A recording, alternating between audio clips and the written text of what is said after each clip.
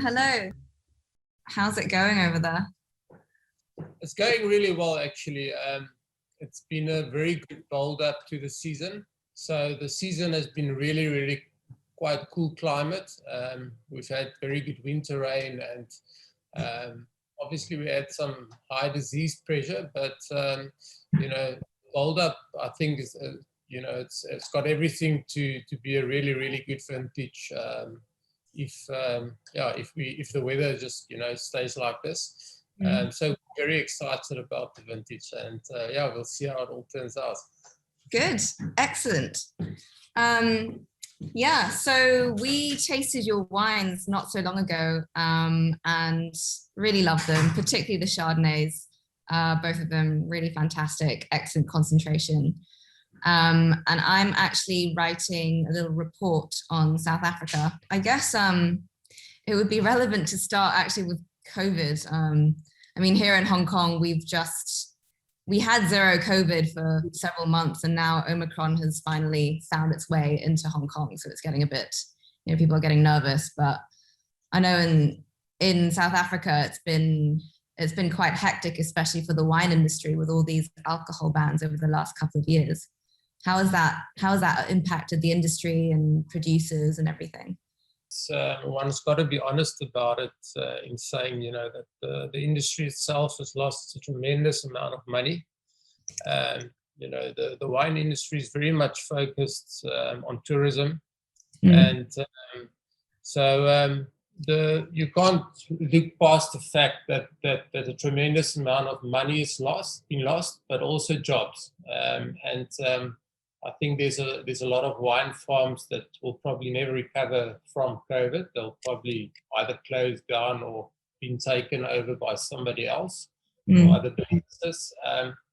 But also, on personal level and for us as a business, it's also been a rewarding 2 years in many ways.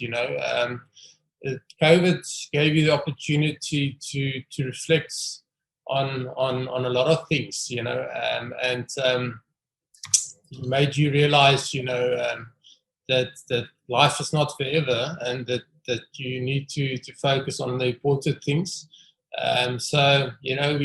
We appreciate, every moment these days, and we appreciate every glass of fine wine we enjoy, because you never know what's coming up tomorrow. And then on the business side of things, it also gave you a bit of opportunity to, the humans are very adaptable sort of creatures, and once you're pushed into the corner, you get the opportunity to reflect on how you do things and how you can improve things, because it's it's adapt or die at the end of the day. And we've seen that we were able to cut a lot of costs in many areas in the business. We work smarter, and I think a lot of the sales channels has changed. The trade is absolutely dead at this stage for us. But direct to consumer has always been something we focused on, but it's just become quite big now. It's really big. It also opened up some export markets because of exchange rates and stuff like that counted in our in the buyer's favor, but it opened up, opportunities for us as a business as well. So many positives also coming out of COVID. Are these new export markets? Are they specific countries that you can now sell to that you didn't before? Yeah. So we've been working on a lot of different markets before COVID. But it's always, when people buy South African wine, they want to buy it for free. What happened is, we worked with a lot of clients for a long time, doing tastings and, seeing how we can work together. And then when COVID came and the rand absolutely lost its value, gave them the opportunity to buy our wines at quite a big discount, and that opened up markets for us again. And we can, the rand has recovered in the meantime, but at least we've got relationships now, and we've got wine in different countries. It would be useful if you, in your opinion, gave a sort of a brief description of the industry and where it's come in the last, say, 20, 30 years. And I guess whether there are different levels that each producer is at in terms of how much investment and funding they have, which could lead to the quality of wines that they can produce, and whether or not the last couple of years has perhaps widened the gap if producers with lower funding are less able to compete. And as you said, there's been a lot of job loss, etc. I think South Africa has done exceptionally well in the last 10 to 15 years in terms of improving quality. I think there's a lot more focus on specific varieties that's working really well in South Africa. I mean, you're all aware of, we don't make Chenin Blanc, but, there's a big push for Chenin from South Africa. And, Cabernet Sauvignon is also doing really well, especially in Stellenbosch. So I think the industry has really done well in the last 10 to 15 years. And, with all industries, unfortunately, the wine industry isn't a short-term game. It has always been a long-term game. If you plant vineyards today, you get your first production in 5 years' time, your first quality in 7 years, and then the vines grow old, So it's never been a game that you can today decide, the market wants X, Y, or Z, and you're going to plant it, and then, in 10 years, you're going to pull out the vineyards because then you'll never survive. So I'm very positive about the South African wine industry. I can only speak on behalf of us probably, but I think I think there are many good producers in South Africa, but as you know that the fine wine industry very much works on trust, and that trust is built over time. You can't have a lucky year and make good wine and then think you can become famous worldwide. It unfortunately takes 10 to 20 years or whatever for people to trust your brand and to see, and trust the site that it can produce good wines in good and bad vintages. And I think that's important to understand. And then I think there's a lot to do with perception as well. If you put $100 bottle of South African wine next to $100 bottle from Bordeaux or Burgundy, and you sell that wine in the UK or the US or Hong Kong, I reckon 90% of the people will take $100 from Burgundy or Bordeaux purely because of perception. And that's why we're very thankful for guys like you guys that put out the word there and gives us really good exposure.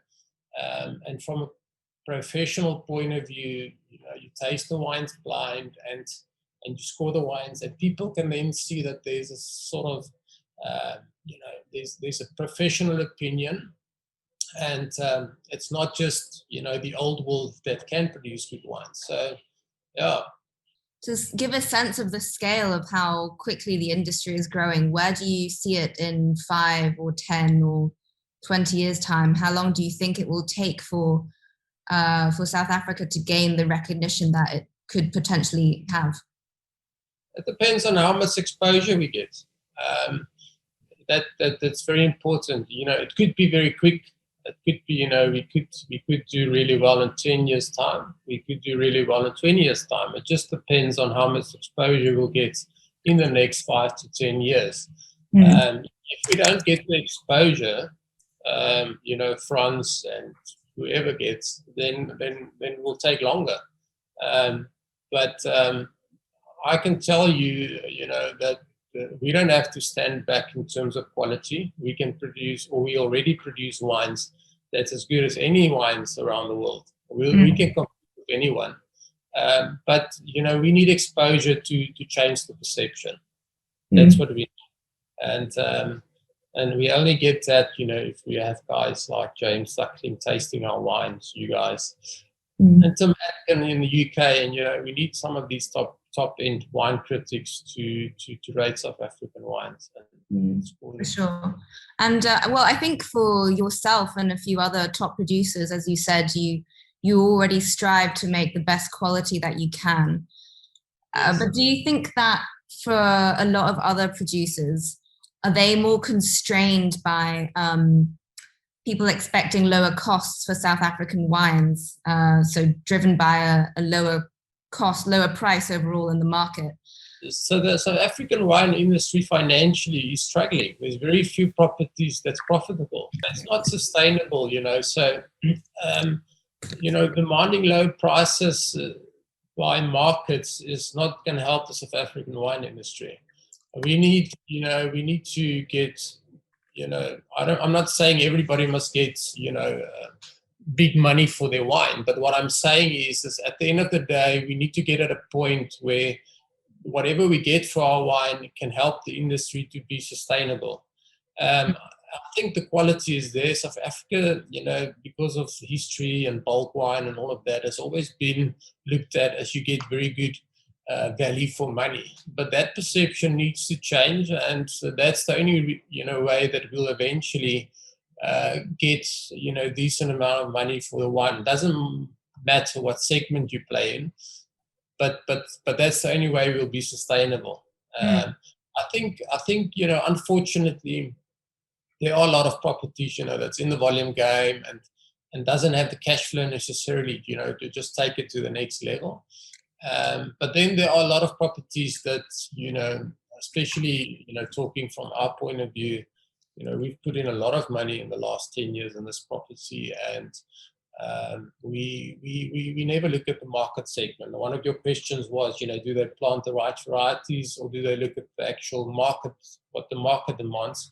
We've never done that before. We've always looked at what this property is suited best for, and we've planted, various varieties on different pockets of this property that's best suited for that variety in order to make the best possible wine we can. So that's our outlook. And do you think other producers think similarly? Well, I think the major problem is unfortunately financial backing for a lot of producers. Yeah, there's just not enough capital to do that. So they in this sort of a rat race where they try to sort of satisfy the market, and then in 5 years' time or 10 years' time the market's changed. And about some of the wines themselves. You have a very varied climate and terroir across the whole country, right? You have some very warm regions, you have some very cool regions as well, like your own. It's pretty high up, it's pretty cool. But it seemed to me that across the board, a lot of the wines were quite acidic. And I don't know if that's because it's a sort of trend to maybe acidify even if you don't need to, or do you have any insight on that? I haven't personally picked up, that in general South African wines are acidic. Obviously, South Africa are by law allowed to acidify, and most people do because a lot of the regions are warmer climate regions. And for this reason, when you harvest grapes, you end up with relatively, let's say, high pHs and low acidity, so they have to acidify. I reckon also, it depends on when you acidify, because that will also have a big effect on the taste of the wine. But I haven't experienced, that it's sort of a general trend that the wines are quite acidic. I'm not sure which wines you tasted and which wines you're referring to, but I can't really confirm your statement in that sense. Sure. And just a couple of final questions. Where do you see the potential in South Africa, whether it be, which regions do you see the most potential for growth, and which varieties do you think are suited? And how do you think the industry is going to adapt to climate change? We're very fortunate in the sense that, we've got the natural buffer in terms of climate change, because we 7 kilometers from the Atlantic Ocean, and we're sitting between 400 and 620 meters above sea level. And as you will well know, that for every 100 meters you go above sea level, your annual average temperature drops by 1 degree Celsius. So my feeling is that worldwide, high altitude vineyards will become more and more sort of sought after. because that's the natural buffer, and then also vineyards really close to the ocean. Because those are your natural buffers against, climate change generally. So my feeling is that high altitude vineyards and vineyards with proximity to the ocean, and then we have vineyards like Elgin that is really cool climate as well. They pretty sort of well buffered against the whole climate change thing as well. I think South Africa, as you mentioned, it's such a vast country of so many different wines, sort of different microclimates, and we've got the Swartland that's quite warm. It's producing beautiful wines, and then you've got Robertson, who's really specialising really in MCCs or capital seeds these days, and Stellenbosch, Cabernet, Himmel and Otter. So there's various regions, and I think all of them can adapt. I think wine style, will probably change slightly over time, but there's so many different regions. All of these regions actually have sort of a niche, So yeah. And so, sort of the next step would be more exposure, which would hopefully get some of the wineries more funding so they can take it to the next level, and then time, I guess, with the vines and the vineyards getting more maturity. Yeah, in terms of, what you asked me, what you think the potential are. I mean, the potential is, there's no ceiling. I mean, we could be as good as anybody else. It's really just, as you mentioned, it's time and then exposure. That's what we need. So I'm really excited. Once the old world will always stay relevant, because the history is there and the tradition is there, and it will always stay relevant. But, I think, South Africa, for instance, we don't have the likes of a Penfolds Grange or something like that, that's very expensive and well known around the world. I think we can very quickly get there, and compete with the top New World International wines. And in terms of quality, I've mentioned, there's no limit. We can compete with anyone. Yeah. Anyway, it was really lovely to meet you, Christiaan, and thanks for taking the time. Likewise. Have a lovely day. You too. All right. Thank you. Bye. Bye. Bye.